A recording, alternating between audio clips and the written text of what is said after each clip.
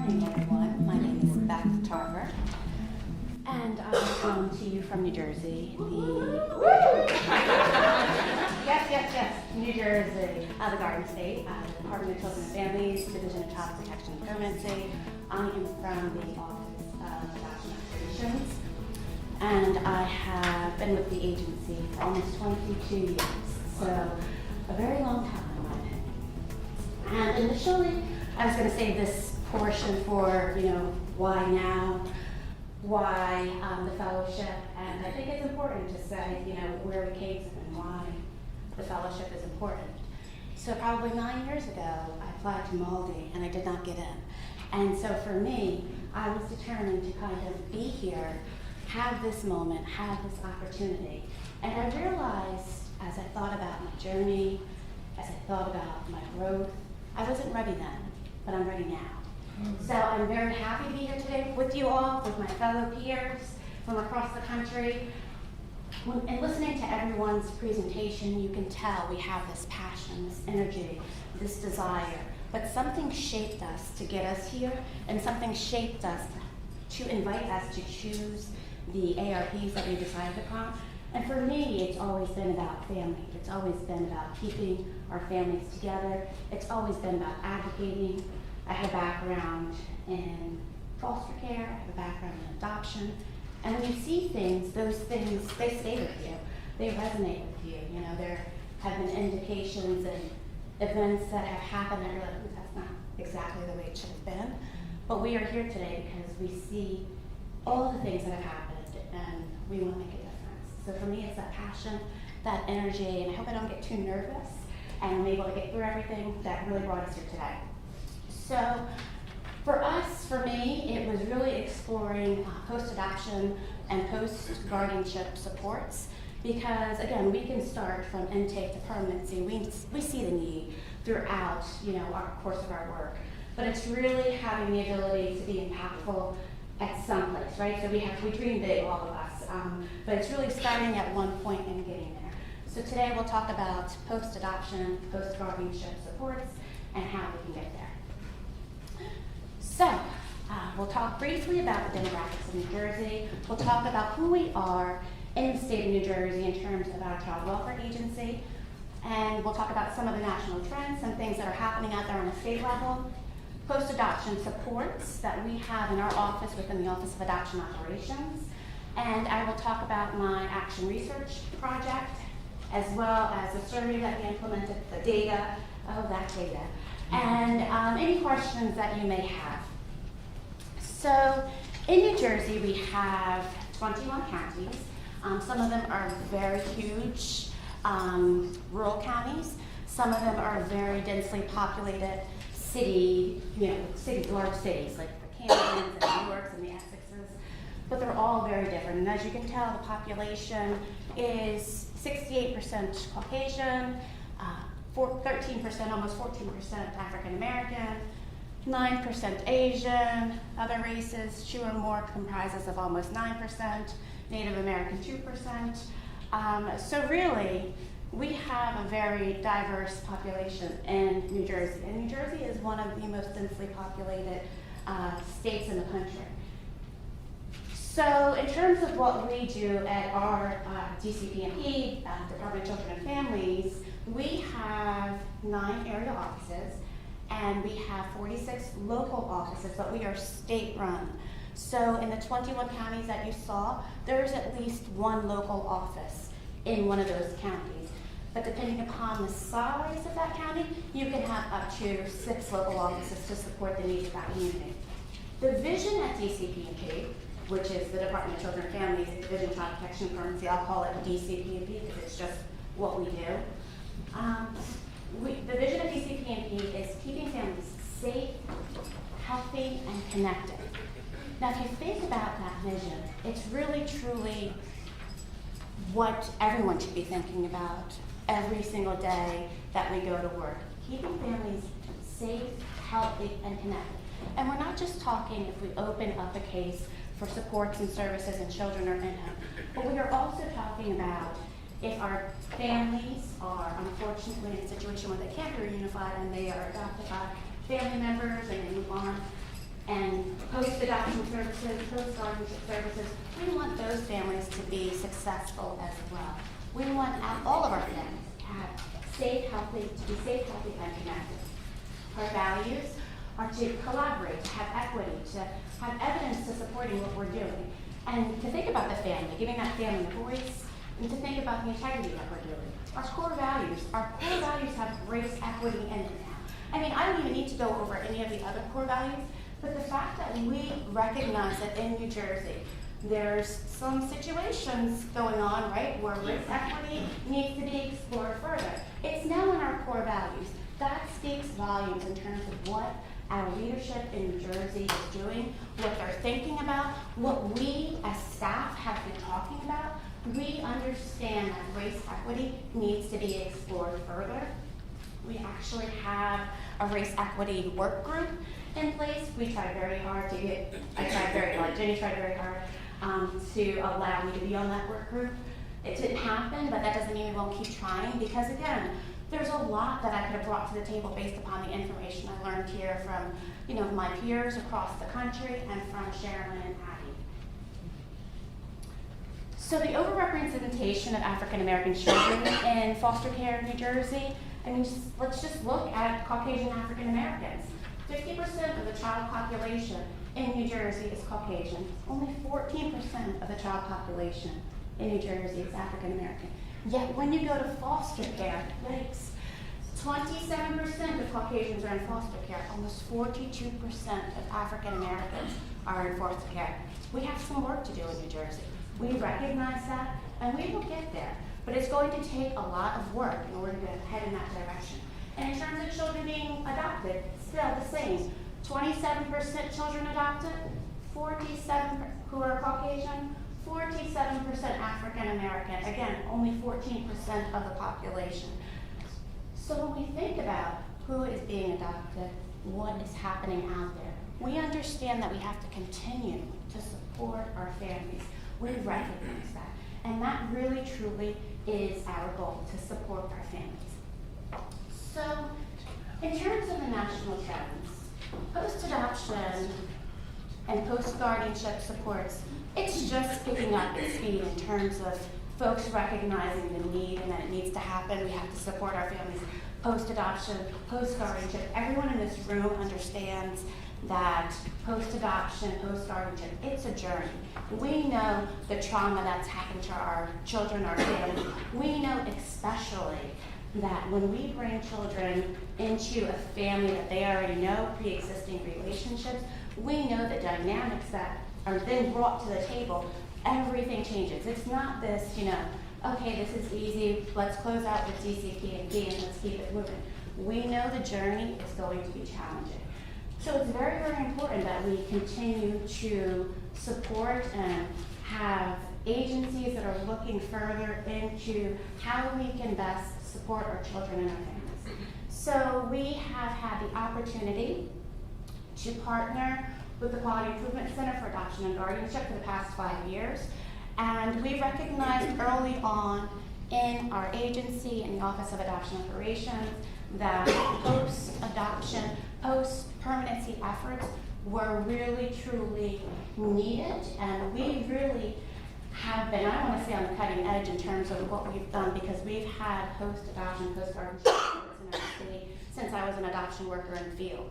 So it's been a very long time that we've had those supports, but there's a shift, right? So we recognize that even though it's been in our agency for quite some time, we have to shift to keep up with the pace. I think Kelly brought up the fact that there was a training in her agency from 1972. So there is a training, right? But so again, in looking at things, we have programs in place, but sometimes as times change, we need to make that shift in order to ensure that we are, servicing the families that we need. So we were able to have a partnership with the Quick AG, and through that partnership, we were able to provide training, post-permanency services to families who are identified potentially at risk before there is a problem, because that's what we want to start doing.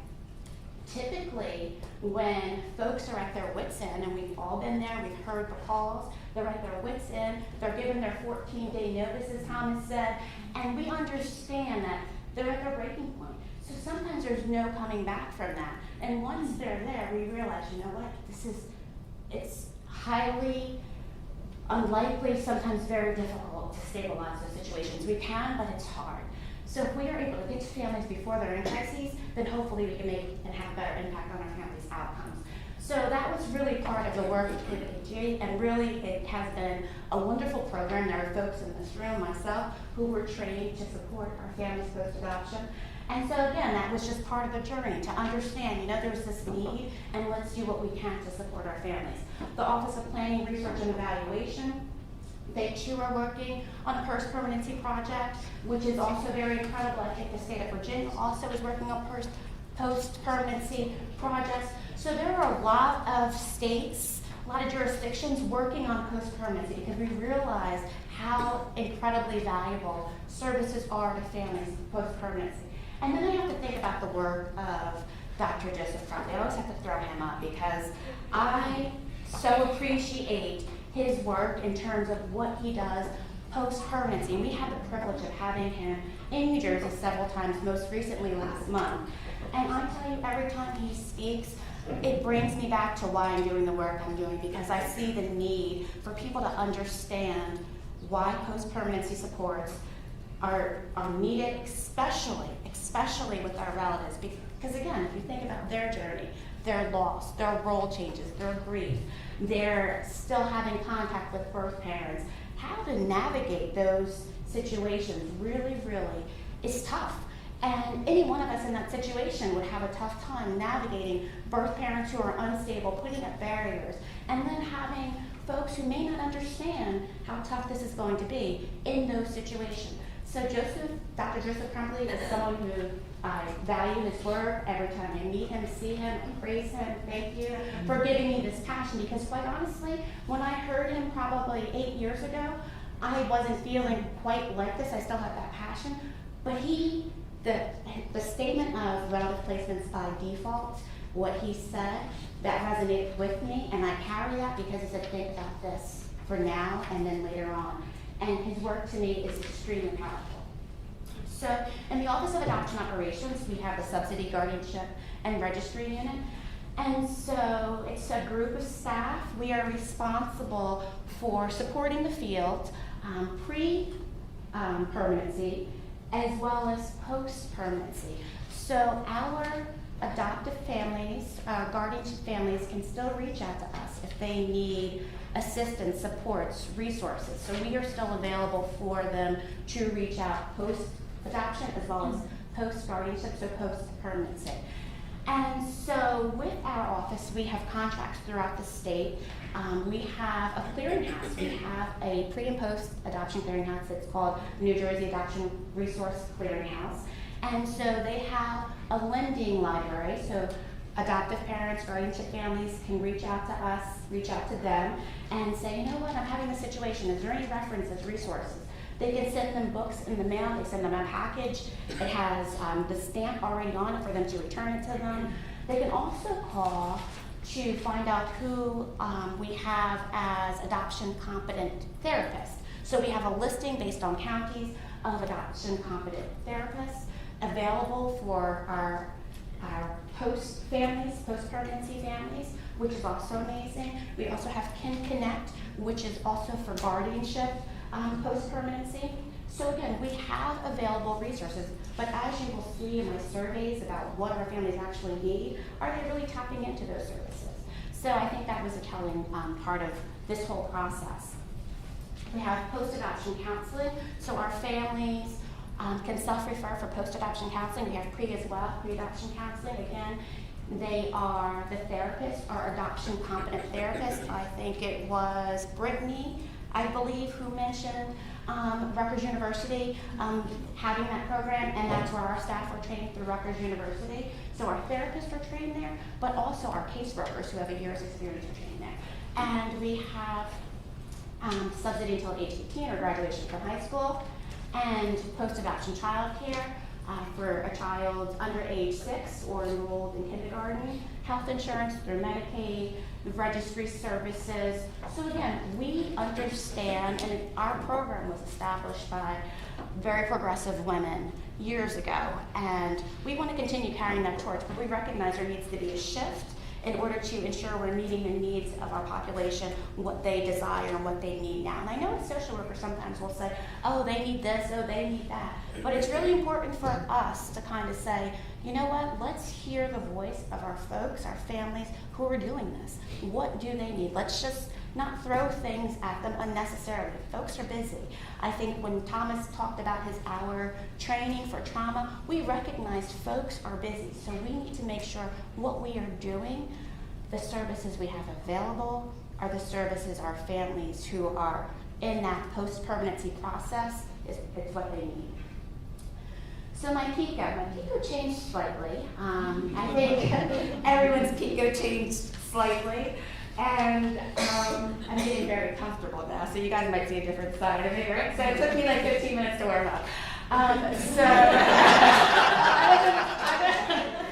wasn't warmed up, but now I am. So our PICO changed slightly, and initially we were going to do a focus group. Initially we were going to, I wanted to have faith-based organizations involved. I wanted to talk with intake. I wanted to talk with permanency. Sherilyn was like, okay, listen, this has to be a little bit smaller. So we decided upon if leadership is provided with information regarding what services and supports are needed to offer responsive and reflective support to caretakers and relatives post-adoption and guardianship, will this information increase efforts to support post-permanency outcomes? So once you've been around in child welfare long enough, you understand that even if you want something to happen, it cannot happen without leadership buying into what you're doing, right? So we realized that, and we were like, okay, we got to get our leadership to realize the value, why post-adoption, post-guardianship support is needed. How can we do that? Well, we are all evidence-based driven, data-driven, and they want to see it. Tell me what you have. I need to see this. Your thoughts on this are great, but what are the families saying? What evidence do you have to support that? So, as a result of our partnership with the Quick AG, we had the opportunity 5 years ago to host our first Family Fun Day. So that event was families coming together post-permanency, and they were able to network with each other. They were able to have a wonderful day of respite and activities for the kids.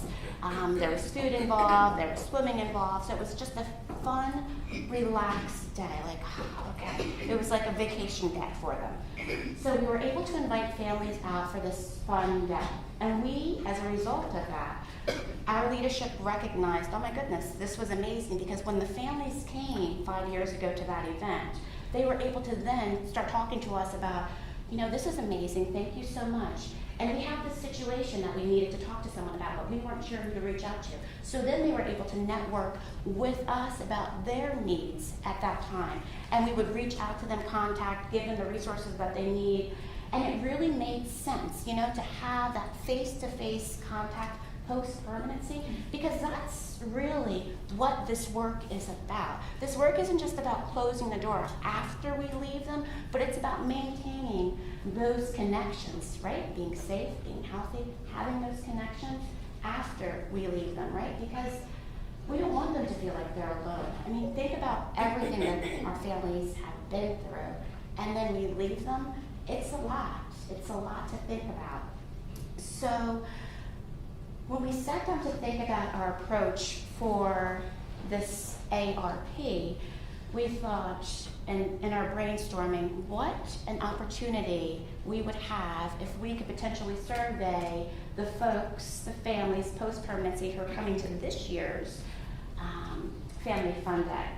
So now I do have to tell you that the Family Fun Day was July 20th. A survey on July 20th. And the ARP and the presentations were due in August, right? So you guys are feeling me right now, right? So we called Sherilyn and we said, listen, this is what we're planning. This is going to be tough to pull off, but what do you think? And Sherilyn said, go for it. I think you can do this. So we did. We went for it. So we completed a survey to a convenient sample at Family Fun Day, right? So that was some work. We informed our agency leadership of, this is what we're doing, this is our survey, so the survey had to be created. Sherilyn was really gracious assisting with that, because again, we have staff, we have a data research department. I'm not in the data research department. I don't do surveys, I don't need to do surveys. And so this process was kind of very eye-awakening, my first experience since grad school of having to kind of do something like this. So we had to tweak some things. We would discuss then the raw and aggregate data and propose like those next steps. So now once we have the data, now what are we going to do? And then what are our efforts going to be, since we are hearing from our families and we know their needs? So we completed our annual Family Fun Day survey. And about 35 families attended, so there could have been more adults, but 35 families. And we distributed 32 surveys. 31 folks completed those surveys. One of the people decided they chose not to. There were 24 questions, and again, I know in our findings we could discuss it, but some of the folks after they completed said that was way too long, okay? 24 questions, really? But we had to fit it all in. There was a lot of questions that Sherilyn was asking about demographics and a whole bunch of other stuff. I had to fit it all in. So Sherilyn made it beautiful, but what I told Sherilyn initially was, and this is really the beauty of, I think, the project is, she said, put the demographics up front. I'm like, no, that's going to scare New Jersey away. I'm putting it at the end. I'm like, yes, I want them to do the survey, and then we can get the demographics, but I know the demographics are important, and they were really helpful in terms of what we found out. So we know that grandparents are adopting, and we understand that grandparents' roles will shift and change. And if you see here, almost 76% of the individuals who completed our survey were over the age of 46. So 46 over 65, 76%. That's huge. And again, I was going to talk about some of this in my findings, but I think it's really important to talk about it now. Some of our policies in terms of adoption and KLG post-permanency, they're not the same. They don't match. So we offer child care, as I stated earlier, a couple slides prior, based on certain criteria for folks to adopt. KLG folks are not entitled to those services, for those child care services. But one of the criteria for that is you must be working a full-time job. Now, if you're a grandmother, 64 years old, are you working a full-time job still? You might be, but are you? And so we thought about that. We're like, oh boy, look at who we have gotten the survey from, and think about their age, and does this make sense? And I don't know about your states, but in the state of New Jersey, it's very expensive, extremely expensive. So if you don't have a full-time job per se, you might have 5 part-time jobs because you're making ends meet, and you're doing this with your family member. Part-time jobs are not included in the criteria. You need a full-time job. So although you could be working 70 hours a week, if your 70 hours is not in a full-time job, that doesn't qualify. So we recognized as soon as we saw this, and leadership had already kind of been aware of this, that we needed to kind of look at this further. So we are definitely looking at this further. A majority were female responses, 88%. Primary race, African American families, a primary race with 56% African Americans, 32% Caucasian. Primary ethnicity, non-Hispanic, 80%. What type of resource family are you? So majority of the families that came out to the event that day were relatives. So again, relatives who are African American, over the age of 55, who live in New Jersey, who we are trying to support, and we already saw early on what the how many African Americans, the percentage that were in care, and who we need to service. So, just in thinking about post-permanency, we really understand that it's a journey, and so because of that journey, because we don't want folks to come back to us, we don't want those permanency outcomes to disrupt, nor do we want them to dissolve. We have to ensure what we are providing are the services that are adequate to address their needs. Were you included in the process? 94% of our our individuals who completed the survey said they were included in the process, which we appreciated. Some of the comments included, I was explained all the steps necessary for a successful adoption. I won't read all the comments, but they're in your PowerPoint handouts. Did you attend court? 90% said yes, they did court. They did attend court. Some of the individuals that said they didn't said the distance, it wasn't mandatory. Again, this is all about engagement and having those conversations about what this process is looking like, because it's not just about what happens post-permanency, but what did we do with our families pre-permanency. Family team meetings, we have those in New Jersey. Some folks have family group conferences still. They didn't attend family team meetings, some of them indicated, but 68% said they did. Sibling visits, 81% said they attended sibling visits. Those who indicated they didn't said they were and have always been together, which I think great. Keeping our children, our siblings together, that's what we should be doing. Did you receive supportive counseling? So 72% said yes, they received supportive counseling. And so, I guess this is, oh yes, look at that. So yes, but I received my information after the fact. We have to do a better job at making sure our families understand what's going on before it happens, right? So that's important for them to feel like they're part of the process and that they understand what's going on. Some of the comments that could have made the services better, and I think it was, I believe, Brittany who spoke about our therapists and their age and who they are coming in, and one of this was, it would be helpful, it would have been better if we had a knowledgeable caring counselor. This is information that we now need to share with our PACS therapists and their agencies so that they could say, hey, listen, we could say, hey, listen, our families have expressed that this is happening, how can we address this? I love this one. Did you seek out supports and services on your own? It was, 50-50. But look at this. Honestly, I did not know I would still need support. So that means that our families, when we're prepping them for their finalization for permanency, post-permanency, we're supposed to be addressing all the competencies, everything that they're going over, everything that they're going to need to know. We're supposed to be addressing the journey, how difficult it will be, the trauma. And for someone to say, honestly, I did not know I would still need support, that means I need to go back to some of our caseworkers, our adoption workers, to say, make sure we're having these tough conversations, because that's really important, tough conversations. Did you receive any other trainings? And this is the one where actually I thought folks would have said, oh yes, I reached out and got trainings on my own. So 78% said no, they didn't receive any other training.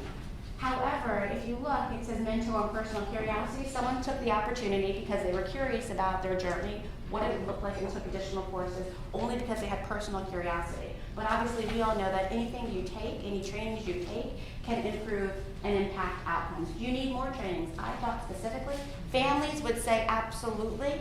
And so this is where I'm so happy that the data shows, guess what? Our families didn't want more training. They thought they had enough training. However, I do think there is room to work the training into the need so that it could be used as a resource and still guide them through their process and through their journey. So not necessarily calling it a training, but calling it like the resource, whatever we're going to call it. But still being able to have that opportunity to speak to them about those difficult topics that maybe they didn't know they would, understand or need. Are you familiar with our unit? So we are the Adoption and Guardianship unit. So 70% said yes, 30% said no. So we have work on our end to do to make sure families know that we exist, because that's a lot. 30% don't know we exist and we're there, fully staffed, available to assist you. So when leadership saw this one, they're like, and Beth Ann, because at work they call me Beth Ann, and Beth Ann, can you tell me more about this? I'm like, well, looks like we have some more work to do. So that's all I could say about that. And again, the contract agencies that we pay to support our families post-permanency, post-KLG, post-adoption, they said they had no clue, 78% that these services were out there. We have folks available to assist our post-permanency families. 78% said we didn't know that NJ Arch, a resource directory, therapist, adoption competent therapists were available. They didn't know. So again, we have some work to do in order to ensure that contract is meeting its needs of the families. Cultural values we discussed, 91% said yes. That we did in fact give them obviously all the opportunities they have in terms of their cultural values and beliefs. But there was, I believe New Jersey DCF solely considered the biological mother's cultural values and beliefs. So that's a lot, right? Because if you think about it, as we concurrently plan, we obviously think about what's happening with our birth families, and sometimes we are obviously holding some of our birth parents and allowing them to make decisions still because they're still the parents. And this particular person said, what about us? So we need to ensure that we are capturing and representing everyone's views. Most folks were satisfied, 84%, but there were 8%, so although it was just 2 individuals who completed the survey that were not satisfied, very satisfied, we still need to do some work there. I mean, it would be great if everyone was. We know that we can't, obviously, in an entire state, ensure that everyone is very satisfied. I like that. But we can get there. So there's work still left for us to do. And these are the services that our families said they needed. Childcare. We heard this theme. When you think about, and I think it's amazing, from California to Florida, from Michigan, from Massachusetts to New Jersey, the common themes throughout the country, that childcare, resources for special needs children, group and individual counseling, aid for home improvements or moving to a bigger home. So if you think about it, especially in New Jersey, again, it's a very expensive state.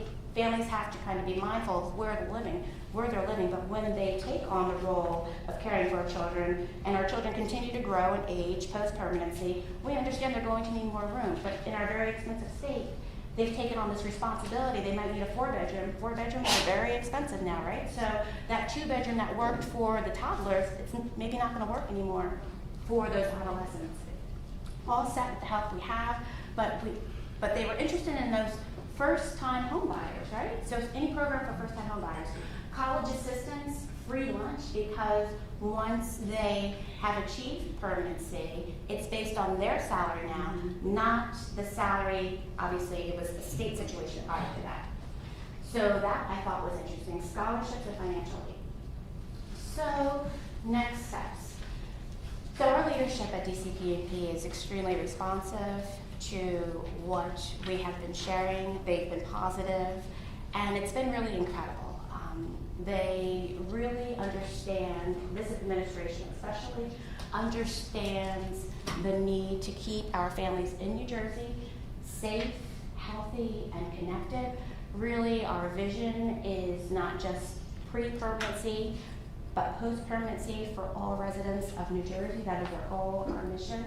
And with this, although it was a very small survey, very small pool, we will continue to look into evidence-based information out there regarding post-adoption that can support the need to continue to enhance our program, which has really come very far. We want to carry that torch because, again, we are in a different time, right, where the needs are different, the needs have changed, and we have to make sure we're meeting the needs of our families. So our leadership is very supportive.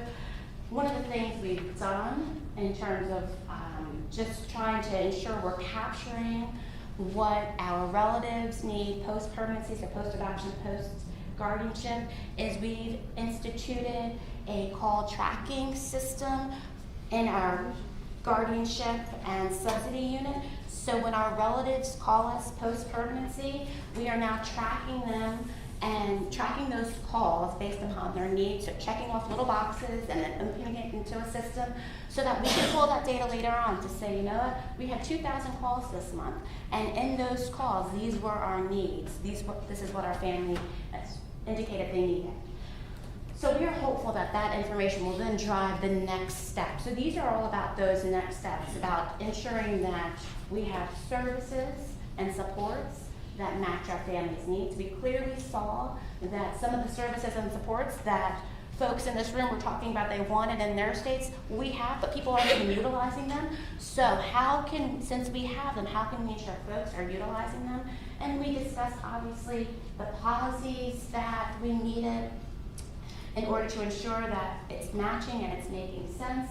So we're on our way. So I know that the toughest part for me in this whole process was the data. We have a data unit, and I just, assumed that I was going to give them all the papers, and they were going to start. I'm like, okay, yeah, this is how this is going to work. This is going to be great. I'm going to give my staff her surveys. I'm going to hand it to them, and it was kind of like, oh no, this is your work. I'm like, oh really? I don't think folks told me this, and I think it was Heather, who just mentioned how the data was a tough part. So for me, the data was really a tough part. But when I tell you, I know Deborah showed her picture of her dining room table, and she had the papers everywhere. I was up until like 3 o'clock in the morning with papers scattered everywhere, sticky notes, and I got through it though. And so I think this is what this program has really taught me. It's determination, it's being resilient, it's like being humble, like, oh my goodness, you don't know what you're doing right now, you need to figure this out. And so I did, and Sharon Lynn's patience in guiding me in the very basics. So I'm very grateful for this opportunity. I thank Sharon Lynn and Addie, and I know like most of you, we started in one position. I was an adoption field support supervisor when I came here. I then moved over, it was a lateral shift to adoption, Subsidy, Guardianship program manager, and I don't think I would have taken that leap. I was quite comfortable in my position. I'd been there for 10 years. I knew everything, everyone. It was good. Still could grow, obviously, and I said no initially. And then I started talking to Addie, and I remember her speech when we were first here about not letting opportunities pass you by. And then I reached back out to Jenny, and I said, well, Jenny, I know I said no initially. Did you offer it to anyone else? And she's like, nope. So I said, so I might be thinking about this. She's like, okay, well, you have until tomorrow to let me know. So I said, okay. And so again, I'm so grateful for this opportunity. I thank you all for your time, your patience, your friendship. And this has been an amazing journey, and I'm so grateful for the opportunity.